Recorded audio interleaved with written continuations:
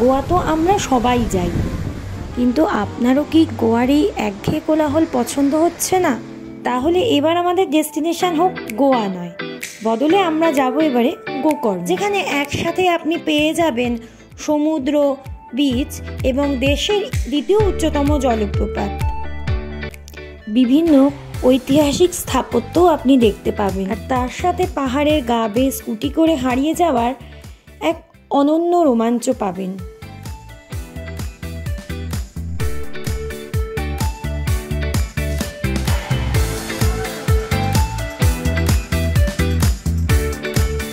তো চলুন শুরু করা যাক গোকর্ণ ভ্রমণের প্রথম পর্ব।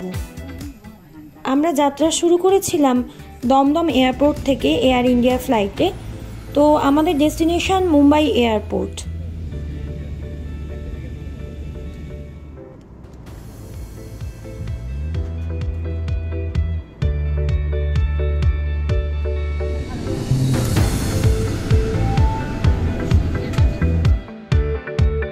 পৌঁছে গেলাম আমরা মুম্বাই এয়ারপোর্টে।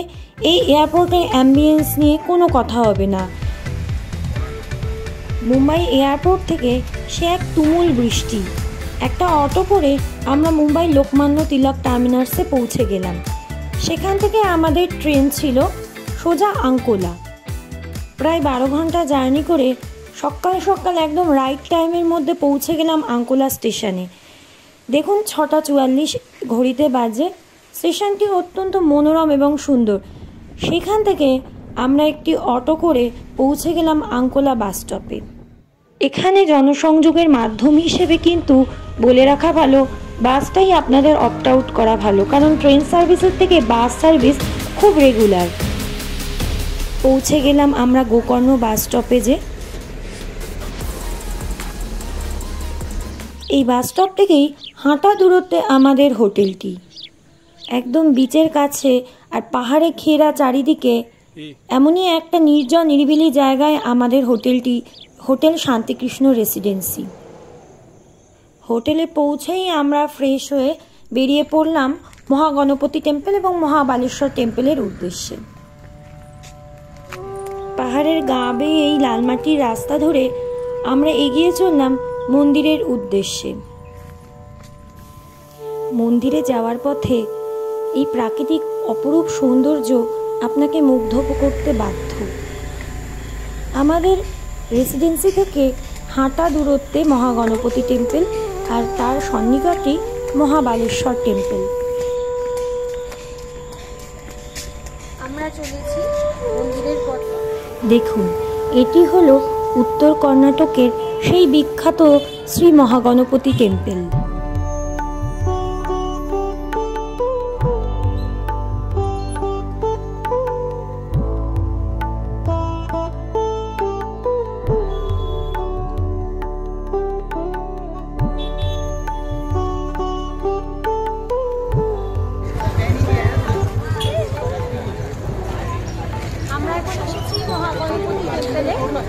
সামনে দেখা যাচ্ছে, এখান থেকে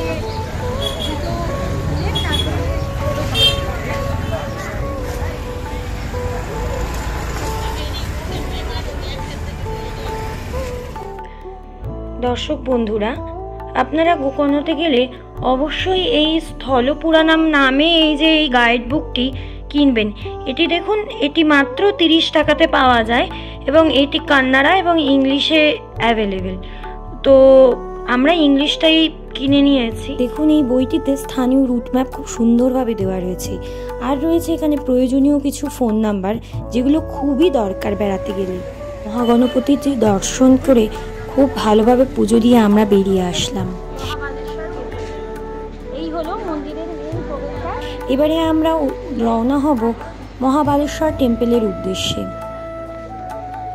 মহাবালেশ্বর শিবজির মন্দিরে বেশ ভালোই ভিড়। সকাল সকাল আসায় একটু সুবিধা হয়েছিল। আপনারা কখনোই কিন্তু বেশি বেলা করবে না, 12টার সময় কিন্তু মন্দির বন্ধ হয়ে যায়।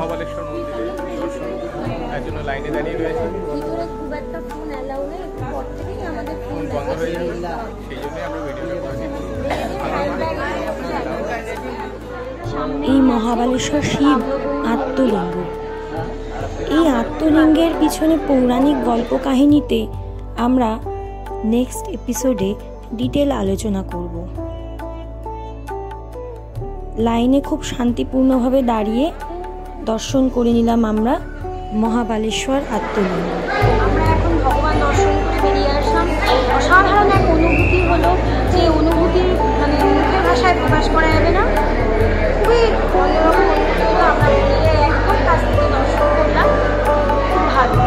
এখানকার মন্দিরের কিছু নিয়ম কানুন রয়েছে, যেমন স্নান করে শুদ্ধ বস্ত্র পরে এবং ভারতীয় পোশাক পরে এখানে আসতে হবে, এবং ফরেনাররা একেবারেই অ্যালাউ নেই। মানে এখানে অন্য ধর্মের, হিন্দু ধর্ম ছাড়া অন্য লোক এই মন্দিরে একেবারেই অ্যালাউ।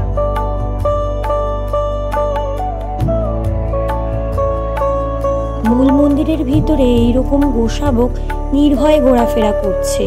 এখানকার স্থানীয় লোকজন পুজোর পরে ঠাকুরের পায়ে নিবেদিত দুব্বাগুলি এদেরকে খেতেও দিচ্ছে। এরা পুরো আপনার আদরের জন্য পুরো প্রস্তুত হয়ে থাকে সবসময়। সত্যি দেখুন কি ভালো লাগছে না? এত জাগ্রত মহাদেবের আত্মলিঙ্গের দর্শন করার পরে সত্যি এই অনুভূতি অপূর্ব।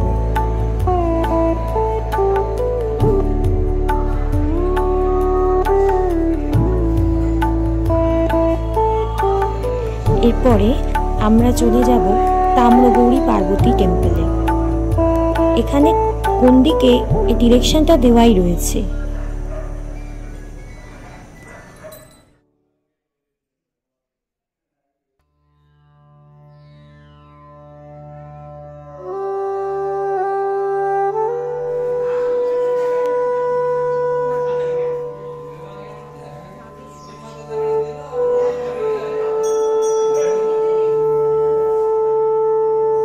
এই মন্দিরের চারিদিকে নবদুর্গা সম্পর্কে নানা রকম তথ্য লেখা আছে।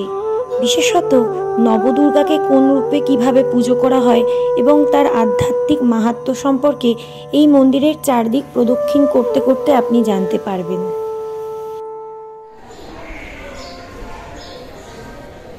এটা হলো শ্রী তাম্রগৌরী পার্বতী টেম্পল গোকর্ণ। আমরা দর্শন করলাম। এটা মহাবালেশ্বর টেম্পল দর্শনের পরে এটা দর্শন করে তারপরে এক্সিটে যেতে হয়। এইটা হচ্ছে গোকর্ণ মেন মার্কেট এলাকা। মহাবালেশ্বর মন্দির থেকে বেরিয়েই রাস্তার দুপাশে দেখবেন ছোট ছোট দোকান। কেউ রুদ্রাক্ষের মালা বিক্রি করছে, কেউ কাপড়, কেউ বা ঝিনুকের মালা এবং পুজোর নিত্য সামগ্রী ছোট থেকে বড় যে কোনো জিনিস আপনার পছন্দের দামে পেয়ে যাবেন এই মার্কেটে। একটি জায়গায় বেড়াতে গেলে সেখানকার বাজার দর সম্পর্কে চিন্তা ভাবনা করতে কিছুদিন সময় লাগা দরকার। আমরা এখন বিকেলবেলা বেরোচ্ছি একটু ঘুরতে, পায়ে হেঁটে লোকাল মার্কেটটা এক্সপ্লোর করব। আরও টুকটাক জায়গা মন্দির চত্বরে আরও একটুখানি ঘুরবো। ওয়েদার অপূর্ব। এখান থেকেই শোনা যাচ্ছে বিচের, সমুদ্রের গর্জন, খুব সুন্দর। ছোট ছোট অলিগুলির মধ্যে দিয়ে আবারও আমরা চললাম সেই গোকর্ণ মার্কেট পেরিয়ে কোটিতীর্থ নামক একটি জায়গাতে। কথিত আছে রাবণ বধের পরে ব্রহ্মহত্যার পাপ মোচনের জন্য রাম লক্ষ্মণ নাকি এই কোটিতীর্থতে এসে হাত ধুয়েছিলেন এবং স্নান করেছিলেন। তাই তাদের অনুসরণ করে আমরাও এই কোটিতীর্থকে প্রদক্ষিণ করি এবং মাথায় সেই জল নিই। ধর্মীয় বিশ্বাস অনুসারে এই কোটিতীর্থ কিন্তু খুবই পুণ্যের একটি জায়গা।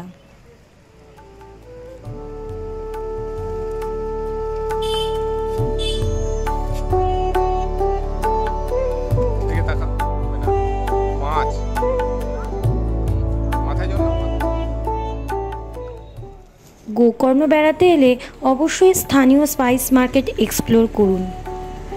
পর্যটকেরা গোকর্ণ ভ্রমণের স্মৃতি হিসেবে এখান থেকে ছোট কাঠের শোপিসও উপহার হিসেবে কিন্তু কিনে নিয়ে যান। এখানে প্রত্যেকটি জিনিসে দেখা যায় স্থানীয় সংস্কৃতি এবং ঐতিহ্যের ছাপ। বিশেষ করে শিব, গণেশ বা সমুদ্রের থিমে তৈরি শিল্পকর্মগুলি খুবই জনপ্রিয়। এখানেই আমরা শেষ করলাম গোকর্ণ ভ্রমণের প্রথম পর্ব। প্রথম দিনের ট্যুর আমাদের একটু স্পিরিচুয়ালি বেসড ছিল। আগেই আমি বলেছি গোকর্ণ ভ্রমণ করতে আসলে কিন্তু পাহাড়, মন্দির, জলপ্রপাত সমস্ত কিছুর স্বাদ আপনারা একসঙ্গেই পাবেন।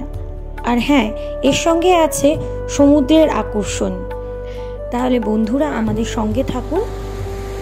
নেক্সট এপিসোডে আমরা গোকর্ণের অন্যরকম অভিজ্ঞতা নিয়ে ফিরে আসছি খুব তাড়াতাড়ি। আজ চলি, দেখা হচ্ছে আমাদের খুব শীঘ্রই। নমস্কার।